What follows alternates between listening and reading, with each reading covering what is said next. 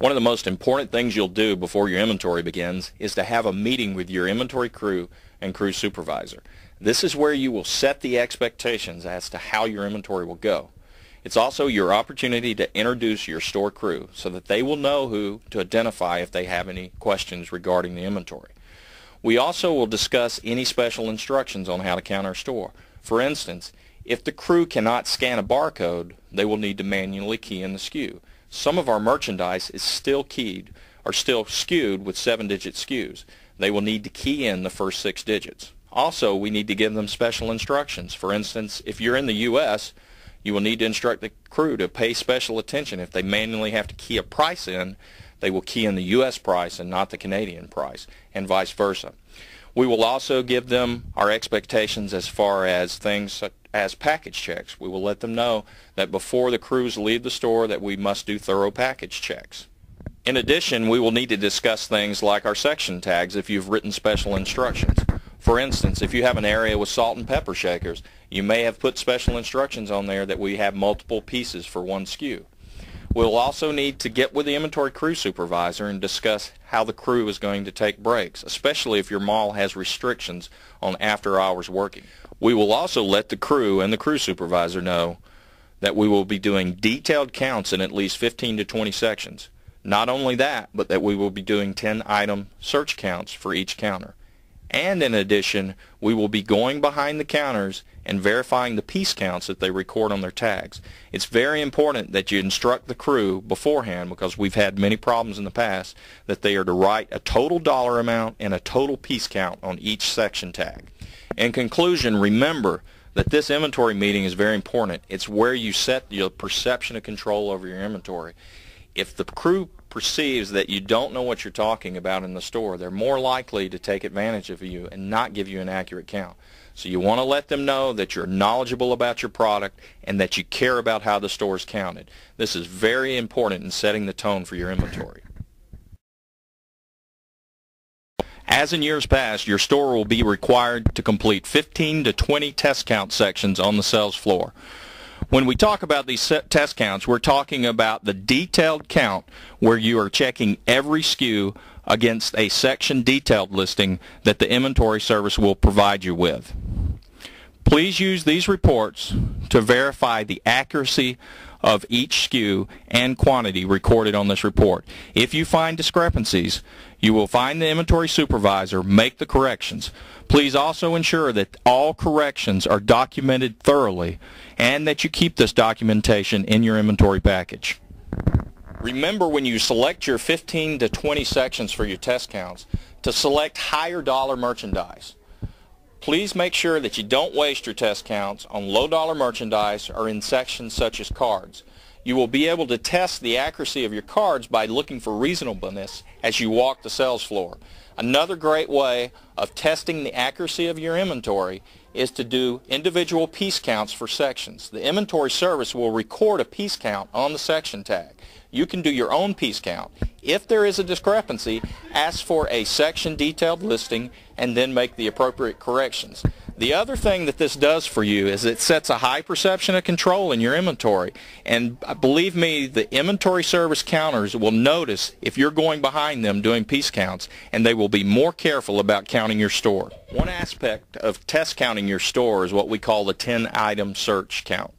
And this is something that you will complete at the beginning of your inventory, shortly after your counters have started counting. And you want to try to do this with every inventory counter in your store.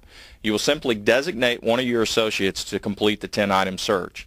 And this is done by walking up to the associate and asking them to review the last 10 SKUs that they've counted in their machine.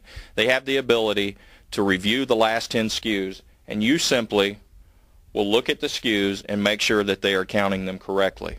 This will ensure that the inventory service is counting them in an orderly fashion, such as from top to bottom, left to right. If they do this and you verify the SKUs are correct, then we have no problem and we can move to the next counter. However, if you identify a counter that is not counting correctly with the 10-item search or with your detailed test counts in the section detailed listing, then we need to speak with the inventory supervisor and discuss how we can address this with the associate. If the associate continues to count many errors or large errors in your store, you may find it necessary to dismiss that particular inventory associate. One of the most important functions that you will perform at your store's inventory is completing the final store walkthrough. A final store walkthrough simply means that you will check each section tag in your store, making sure that every section in the store has been counted. Both the items that the inventory service has counted and any items that are on a pre-count sheet. You're going to use the corporate summary report to make sure that the totals agree to what are written on the section tags. If you find discrepancies, or if you find a section that does not look reasonable, you may need to investigate by asking for a section detailed listing. You will then make any corrections and document them on your test count form. You're also looking to make sure merchandise is classified correctly, such as corporate and non-corporate merchandise. As we discussed, when completing the final walkthrough, you are to use the area checkoff listing and the corporate summary report that is displayed before you. Note that the totals for each section are broken down by corporate and non-corporate product. Please ensure that these totals are checked for accuracy and reasonableness. Remember that we are scanning almost all product with a barcode. This should eliminate classification errors that occurred in the past with the use of breakdown codes and reference SKUs. This summary report can be printed during inventory so that you can check areas like your perimeter wall while the service is counting inside. This will save you time and allow you to avoid having to walk through the entire store at the end of inventory. Make sure that any changes you make to specific sections are reflected in the last corporate summary printout. Here's a tip for the final store walkthrough that may speed up your inventory process. Before the inventory service starts counting your store, ask them to complete the perimeter of your store first. After they've completed the entire perimeter, you can ask for a corporate summary printout. And you can complete a walkthrough for your perimeter while the inventory service is counting the interior of the store. As they complete other fixtures or sections in the store, you can get additional corporate summary reports and complete the walkthrough. This way, you do not have to walk the entire store at the end of the inventory. When is your store's inventory over? Not until everything in your store is fully and accurately counted. This includes completing a thorough and complete final walkthrough before the inventory service leaves, ensuring that all sections and count sheets have been entered and that all test counts are completed. Make sure you have verified that all requested changes have been entered and that they are reflected in the final reports. Remember, you are in charge of your inventory. There is no time limit, and the inventory only ends when you are satisfied that your store has been completely and accurately counted. I hope everybody enjoyed the video, and I hope you learned a lot. If you have any questions, again, feel free to look through the instruction manual. That may answer your question immediately. If that doesn't, talk to your district manager or somebody in loss prevention. We certainly can help you out. Well, good luck with your January inventory, and I hope all goes well.